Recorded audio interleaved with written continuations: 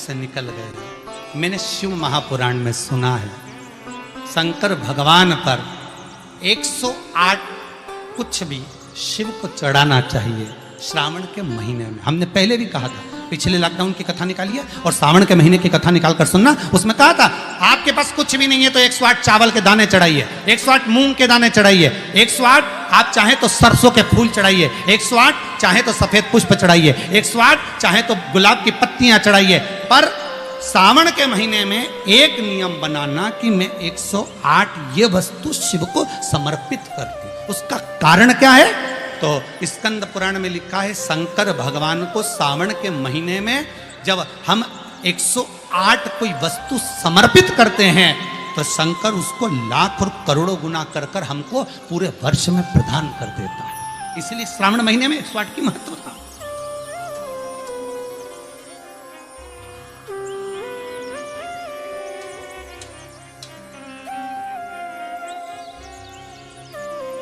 बाबा से विनय निवेदन, उसके चरणों का स्मरण।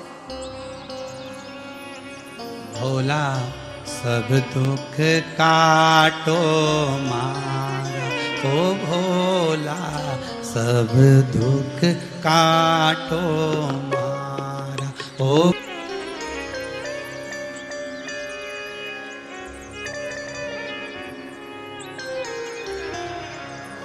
नियम ऐसा लो जो सज जाए। नियम ऐसा, कभी ऐसा नियम मत लेना जो ना सजे हो। नियम कौन सा लिया जाए? सावन के महीने में आप भी नियम लो, हमें मना नहीं, पर नियम वो लेना जो तुम साथ सको। कई कई माताएं अपने बच्चे को कसम दिला देती, मेरी सौगंध खा तू सुबह 6 बजे उठ जाएगा। अब कसम तो दिला दी ने, 6 बजे एक दिन तो उठ गया ने, बाकी का दिन तो क्या मतलब ऐसा नियम दिलाने से? तो नियम होना चाहिए। तो क्या नियम लिया जाए? तो पत्नी बोली देखो अन्न का भाग मिले घर में ना मिले, एक काम करो तुम तो बेलपत्री का नियम ले लो कि अपन 108 बेलपत्र शंकर को चढ़ाएंगे, बस इतना। हाँ ठीक है। अब बहुत पैसे वाले हो गए ना तो तुम्हारे यहाँ कोई बेलपत्री तोड़ के भी दे जाएगा, थोड़ा धन मिल जाएगा, दे जाएगा। धीरे धीरे धीरे धीरे बेलपत्र का नियम लिया। एक वृक्ष से बेलपत्र लेकर आते और उस बेलपत्र को लाकर शिव जी को चढ़ा देते। निकलते निकलते कम से कम 25 दिन निकल गए, नियम पूरा चलता रहा। 26वां दिन आ गया, नियम पूरा चलता रहा। 27वां दिन आ गया, श्रावण के महीने का 27वां जब दिन आया तब माली ने बेलपत्र तो उतार ली। जो बेलपत्र के वृक्ष का माली था, वृक्ष का जो माली होता है, उसने चिल्ला दिया, बेलपत्र अब मत ले जाना, फ्री की मिल रही है तोड़ तोड़ के ले जा रहा हूं, अब मत ले जाना, बिल्कुल भी नहीं, कीमत दीजिए उसकी।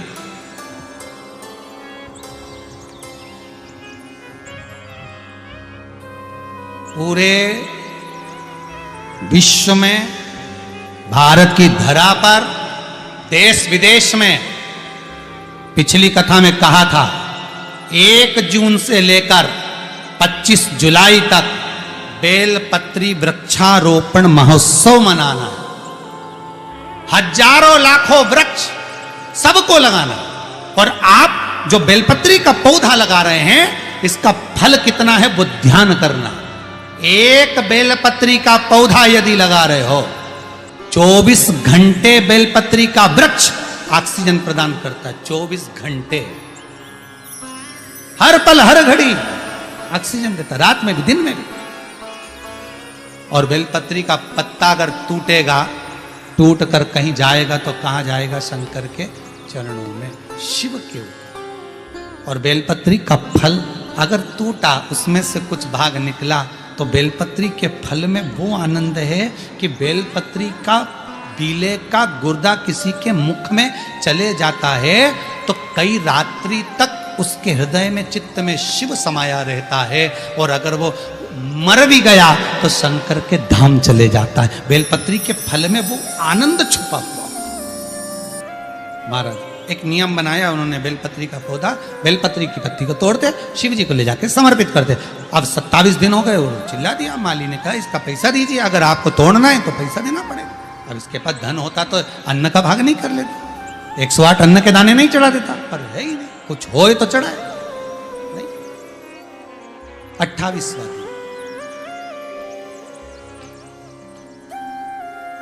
28वां, बगीचे के मालिक ने मना कर दिया।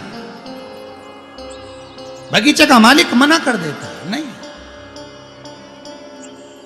अब 28वां, दोनों बेलपत्री के वृक्ष के सामने से निकल कर जा रहे हैं और बेलपत्री के वृक्ष के सामने से निकल कर जाते जाते आंख में अश्रु भरे हैं। बेलपत्री के वृक्ष को देखकर हाथ जोड़कर कहते हैं शंभु, शंकर। शंभु का मतलब क्या है? ये शंभु जो है ना, ये संबोधन बदला गया, नहीं तो स्वयंभू था। शिव स्वयंभू, अपन कहते शिव शंभु। संबोधन है स्वयंभू। स्वयंभू का मतलब है अपने आप प्रकट हुआ, पैदा नहीं हुआ, जन्म नहीं लिया और ना मरेगा। वो स्वयंभू है, स्वयं प्रगटा है। हे कृपा दया करना। 28वां दिन है, 28, 29, 30, 3 दिन की बात है बाबा। बेलपत्री नहीं मिल रही। बाबा की कृपा देखिए, जो नियम बनवाता है वही नियम को पूरा करवाता है। नियम को पूरा करने वाला कोई दूसरा नहीं होता। एकादशी का व्रत आपने उठाया, पर वो व्रत करवाएगा कौन? भगवान। सोमवार बनाओ नियम, बना लिया नियम बेलपत्री का भी। ये 3 दिन बचे, अब क्या करें? जा रहे थे, जाते जाते इतने में स्वयं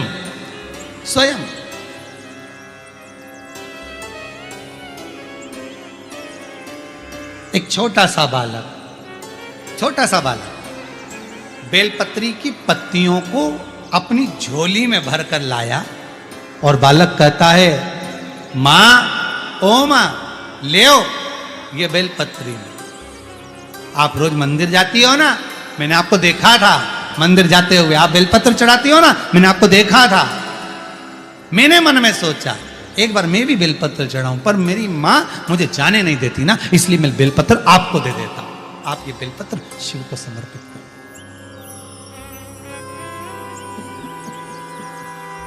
आप ये बेलपत्र शंकर को। आंख में से जल बह रहा। कहते हैं बेलपत्री को पानी में क्या धोया? अश्रु में धो दिया। जैसे सुदामा के चरण को भगवान कृष्ण अपने नयन अश्रु में धो देते हैं। ये दोनों वैश्य, दोनों बनिए पति पत्नी बेलपत्री को अश्रु में धोते धोते शिव जी के धाम में ले जाकर समर्पित कर देते। नियम पूरा। कौन पूरा करा रहा है? भगवान। समय आया, दूसरा दिन फिर आ गया, 29वां दिन था, 2 दिन और बचे थे। शंकर जी को लगा क्या करा जाए। भगवान शंकर ने पार्वती से कहा, पार्वती आज तुझे जाना चाहिए, कल गणेश गया था, आज तू जा। ये अपने परिवार की जवाबदारी है। जब कोई अपना व्यक्ति अपने घर में आता है तो उसको निभाना अपना फर्ज है। आपके घर में कोई आएगा तो गद्दा कौन लगाएगा? आपको लगाना है। तकिया किसको देना है? आपको देना है। चादर किसको देना है? आपको देना है। कम्बल किसको देना है? आपको देना है। भोजन किसको कराना है? आपको कराना। अगर कोई अपने मंदिर में आ रहा है और बेलपत्री का उसका नियम है, तो नियम कराए तो उसको निभाना भी तुम्हें पड़ेगा। भाई 4 मेहमानों में से 3 तो रोटी खा रहे और एक व्यक्ति की एकादशी का व्रत है, वो नहीं खा रहा, तो खिचड़ी कौन बनाएगा? अरे बोलो तो जम के, कोई दूसरा बनाएगा कि पड़ोसन को फोन लगा के बोलोगे देखो हमारे यहाँ तो भैया हम खिचड़ी नहीं बनाएंगे, तुम्हारे यहाँ मेहमान में भूख लगी है और इसका व्रत है तो तुम कहीं पे भी जाके खा, पर हम खिचड़ी। फर्ज तो अपना है ना, अपने यहाँ आया है तो खिचड़ी भी अपने को बनाना पड़ेगी। भाई बनाओ खिचड़ी, बहुओं से कहो खिचड़ी बनाओ, एक का व्रत है। उसी तरह भगवान, नियम तुमने लिया है, व्रत तुम्हारा कर रहा है तो निभाना उसको पड़ेगा। जाओ पार्वती। पार्वती बोली मैं कहाँ जाऊं? बेलपत्री दो, जाओ बेलपत्री दो। हाँ, पार्वती जी बोली बेलपत्री मैं और वृक्ष से उतारूंगी तो मुझे वो आनंद की अनुभूति नहीं होगी। और ध्यान दीजिए इस कथा पर। हो सकता है आज कथा का प्रथम दिन और बाबा ने ये कथा आप सबके लिए निकाली है, तो उसको धारण करिएगा कि बेलपत्री की अगर मैं वृक्ष से उतारती हूं तो दुख मुझे होगा, ये पार्वती जी कहती है। शिव महापुराण की विद्धेश्वर संहिता उमाखंड भी कहता है, आप एक बेलपत्री का वृक्ष लगाओ और लगाने के बाद उसको पूर्ण तरह से पोषित करो, खाद डालो, पानी डालो, उसको पूर्ण तरह से बड़ा करो, तो तुम किसी पेड़ की बेलपत्री तोड़कर शंकर को चढ़ाओगे तो शंकर स्वीकार करेगा। मालूम पड़े पेड़ एक नहीं लगाया और सारे गांव की बेलपत्री तोड़ तोड़ के शंकर को चढ़ाया, और कि मेरे बराबर कोई धर्मात्मा नहीं, तो शंकर बोले तेरे बराबर कोई ढोंगी भी नहीं। शिव भी कहेगा तुम्हारे बराबर कौन है ढोंगी, कौन प्रपंची। एक बेलपत्री का पौधा नहीं लगाया, एक बेलपत्री का पेड़ नहीं लगाया, और सावन के महीने में सारे गांव की बेलपत्री तोड़ तोड़ के शंकर जी को चढ़ाया, और एक बेलपत्री को कभी पोषित नहीं करा, और उल्टा गया और मालूम पड़े बेलपत्री की इतनी बड़ी बड़ी डालियां सब तोड़ तोड़ के ले आया, सारी तोड़ ले आया, और उसमें पत्ती पत्ती निकाल के डालियों को बाहर पटक दिया। अरे दोष है, एक वृक्ष नहीं लगाया और सारी पत्तियां तोड़ तोड़ के हर महीने सावन का पूरा महीना चढ़ा चढ़ा के शंकर को प्रसन्न कर रहे। और एक दो तो कह कि हमने तो पैसे से खरीद ली, हमने 50 रुपए दिया ना मालिक, हमने कहा 108 गिन के लाना, वो तो 108 गिन के लाया, ने 50 रुपए लिए, तो जिसने लिया वो भी दोषी। माली ने कौन सा पेड़ लगाया कहीं जाके बेलपत्री का, ये फूल का लगाएंगे तो बिकेगा, या पत्ती कौन सी बिके, शंकर जी के तो फ्री का आइटम चढ़े, बाकी के सब देवता उनके अच्छा जोरदार गिफ्ट का आइटम, इनके तो फ्री का आइटम। बेलपत्री देखो तो फ्री में मिल जाए, पानी देखो तो फ्री में मिल जाए, धतूरा देखो तो फ्री में मिल जाए, उन्हें कौन ले जाए, वो कांटा के धतूरे के घर में ले जाके रखे, सब फ्री में। आंकड़े का फूल देखो तो फ्री में, समी का पत्ता देखो तो फ्री में, कौन कांटे का पेड़ घर में ले जाए, तो सब फ्री का आइटम। और उनके साथ जो रहे वो भी फ्री, कहीं पे भी मिल जाए, बारिश चले तो वो तो फ्री। बस इनके जिसने देख लिया वो फ्री नहीं दे पाता। एक बार ग्राउंड में अगर देख लिया नहीं बब्बा फ्री, तो फिर तुम फ्री नहीं घूम सकते, उधर मत जाना, क्यों, शंकर जी का फ्री। बाबा भाई वही, अगर वो दिख गया तो तुम फ्री नहीं हो पाओ। बड़ा शिव बड़ा अलमस्त है, शंकर बड़ा आनंदित है, बड़ा आनंद, बड़ा मस्त है शिव, ओ घड़ी है वो।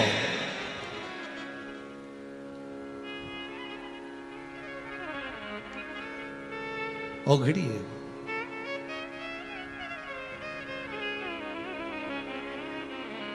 अब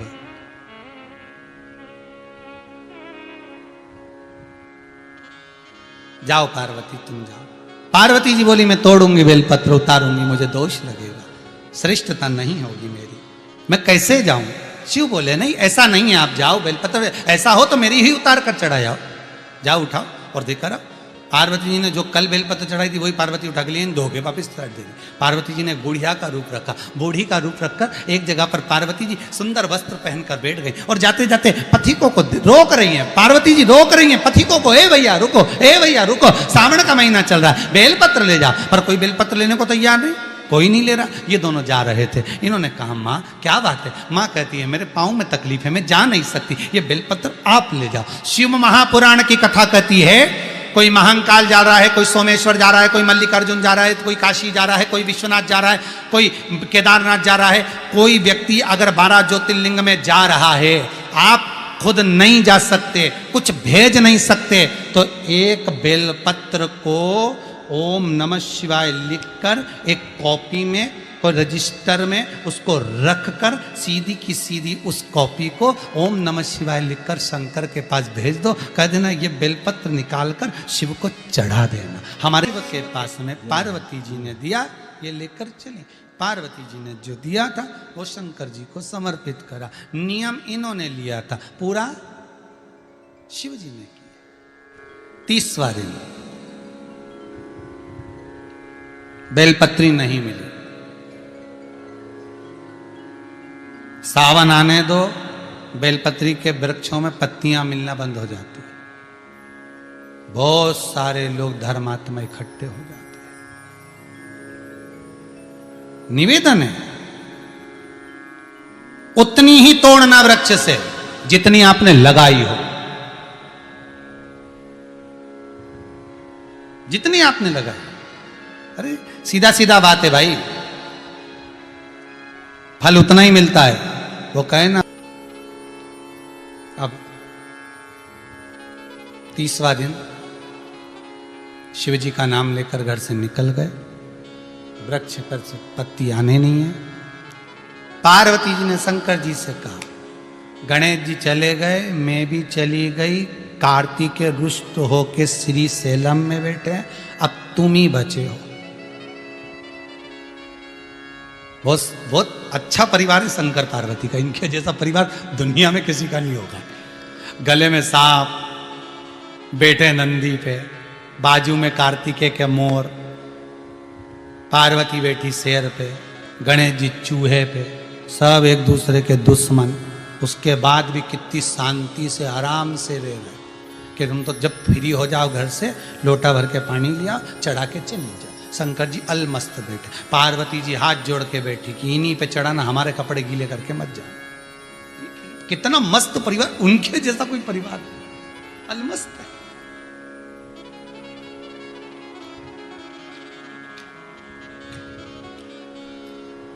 इतनी मस्त परिवार कौन का होगा भाई? कहा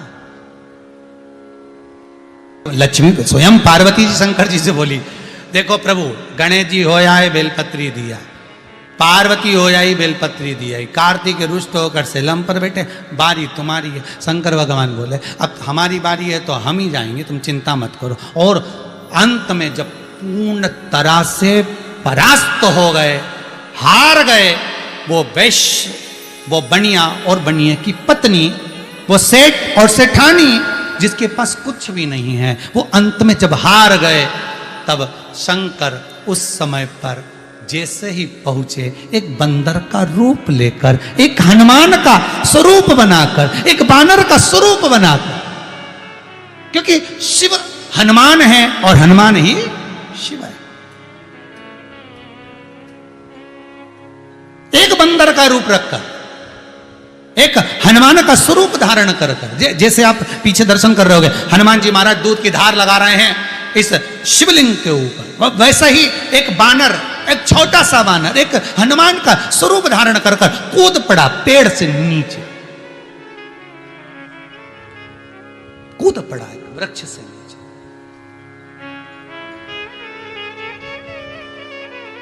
और पवन तनय संकट हरन मंगल मूर्ति रो, राम लखन सीता सहित हृदय बसौ सुध हो। अब वो बालक स्वयं शिव बंदर का रूप रखकर, बानर का रूप रखकर कूद पड़े। और बानर के हाथ में क्या था? तो कहा बेलपत्री की एक डाली थी, और डाली ले जाके इनके सामने छोड़ दी। छोड़ी तो इन्होंने देखा कि बेलपत्र मिल गई। आज भी पूरा अनुष्ठान पूरा हो गया, नियम पूरा हो गया।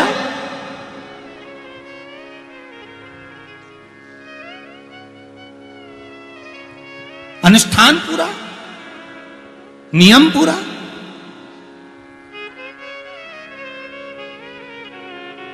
होना चाहिए। जो बानर ने फेंकी थी लेकर गए, उसकी पत्तियां निकालकर शंकर को समर्पित किया, शिव को छोड़ा। शंकर को दिया गया, शंभु आंख से अश्रु बह रहे थे।